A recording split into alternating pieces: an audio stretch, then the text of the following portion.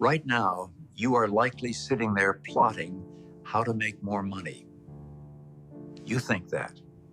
If you work 12, 14 hours a day, if you buy that car, land that promotion, move to that neighborhood, you will finally be happy.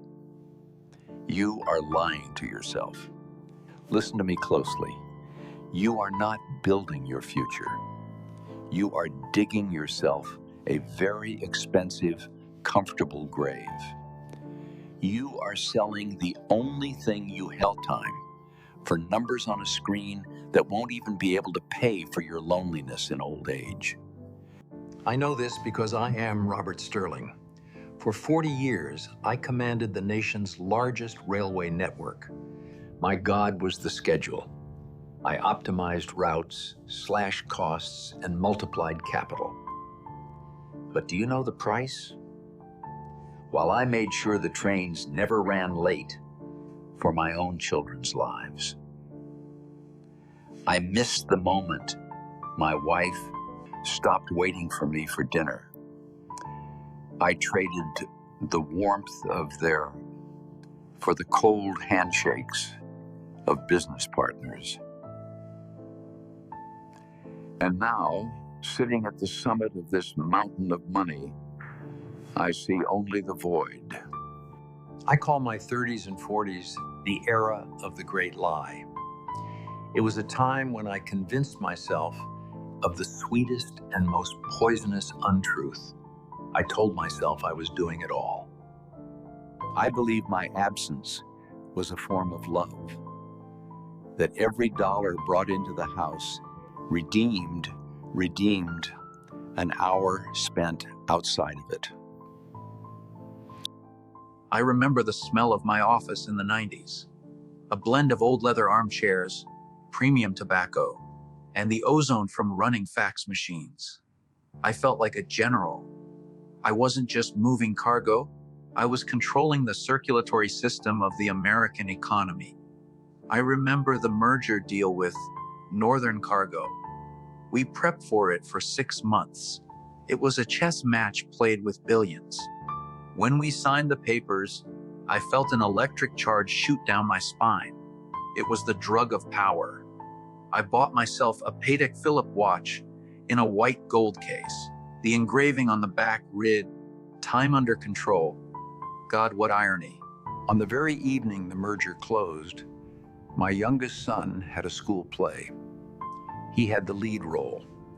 For months, he rehearsed in the kitchen while I drank coffee. And buried in the Wall Street Journal, only nodding absent-mindedly. That night, I promised to be there. Ironclad. I remember my wife's call. It was 7:00 p.m. Outside my skyscraper, the rain was beginning to blur the city lights into dirty smears. She asked where I was. Her voice was quiet. There was no anger left in it, only a tired, habitual resignation. I answered her in the same tone I use for incompetent managers. I told her I was making history, that this contract would secure our great-grandchildren, that I couldn't just get up and leave, because I had obligations to the shareholders. I heard her exhale into the receiver. It was the sound of a string snapping. She said one sentence then, the meaning of which only reached me decades later. She said that children don't need my money. They need a father looking at them from the audience, not from a portrait in a newspaper. I hung up. I felt annoyed.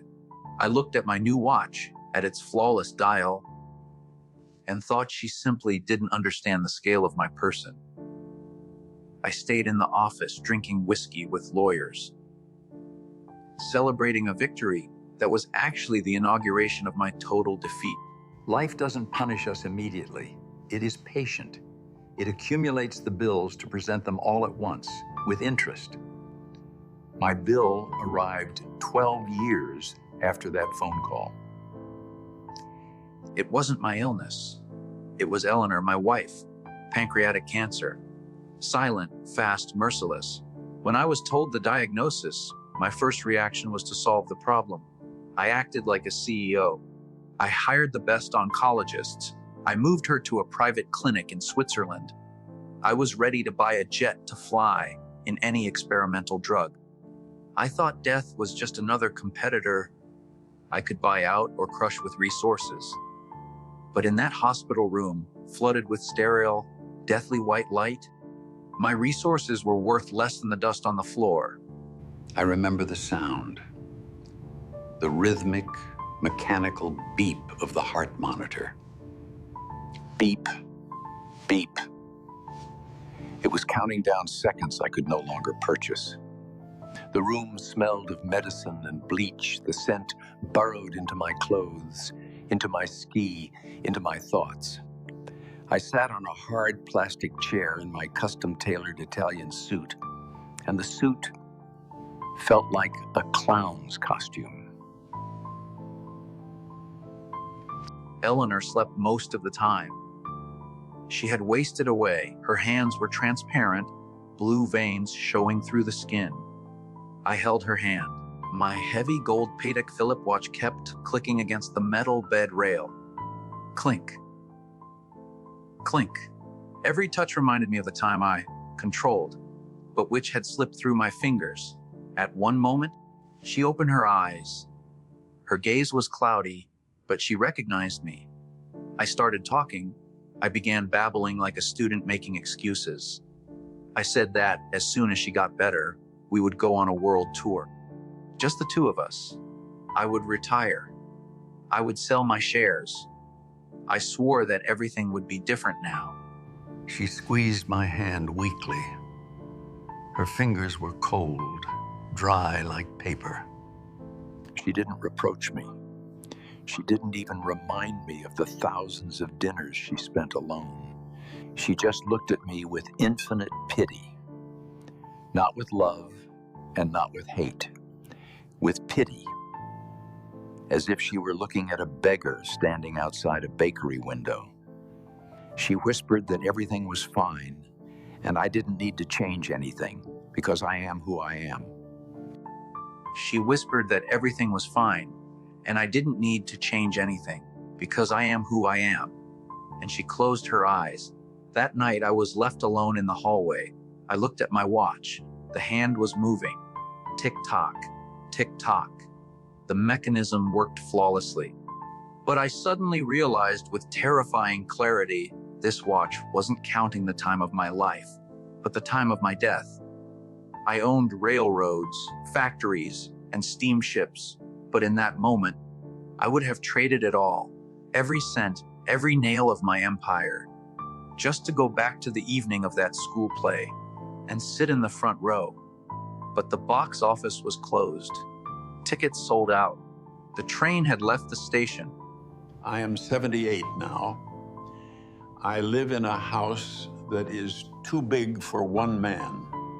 There are 12 rooms here, and in 11 of them, the lights are out.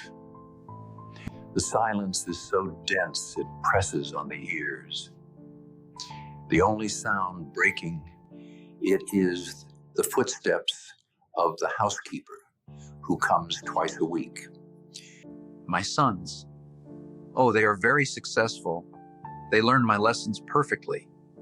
The oldest runs a fund in London. The youngest builds startups in Silicon Valley. They call me on Christmas and Father's Day. The conversations last exactly 5 minutes. They are polite, correct, and distant as foreign planets. I hear in their voices the same impatient tone I had when Eleanor used to call. They are in a rush. They have meetings. They have lives. I cannot blame them. I taught them myself that love is a transaction and presence can be replaced by a check. My watch lies on the bedside table. I don't wear it anymore. The gold has tarnished, the strap is worn. At night, when the insomnia becomes unbearable, I hear its ticking. Before, that sound seemed like the music of efficiency. Now it is the sound of a hammer driving nails into a coffin lid. Every second. Tick, you missed your chance. Talk, you are alone. Tick, you are rich. I look at my awards in the study. Crystal cups, diplomas, photos with presidents. Do you know what they are? They are just glass and paper. They provide no warmth. They cannot ask how I am feeling. They cannot bring a glass of water. They are monuments to my egoism, arranged on shelves. Listen to me. Listen to an old man who has nothing left to lose and nothing to sell you. If you are sitting in an office right now, skipping dinner with your family for a report no one will remember in a month, stand up and leave. If you are planning to visit your parents when things settle down, go today. If you think your children need new gadgets rather than your attention as the pars, you are committing a crime against their future. The world has brainwashed you into thinking you must be productive, that you must leave a mark. But what mark will you leave? A line in Forbes, an inscription on granite. A year after your death, someone else will be sitting in your chair and no one will even remember your name. But for your loved ones, your chair will remain empty forever. No amount of money will fill that void. Stop. Exhale. Look at your hands while they are still warm. Look into the eyes of those near you, while they still look at you with hope, not with pity. Do not be like me. Do not be a successful ghost in your own home. True success is when, at the end of the road, as the lights go out, don't be late for that moment, because this train only leaves the station once.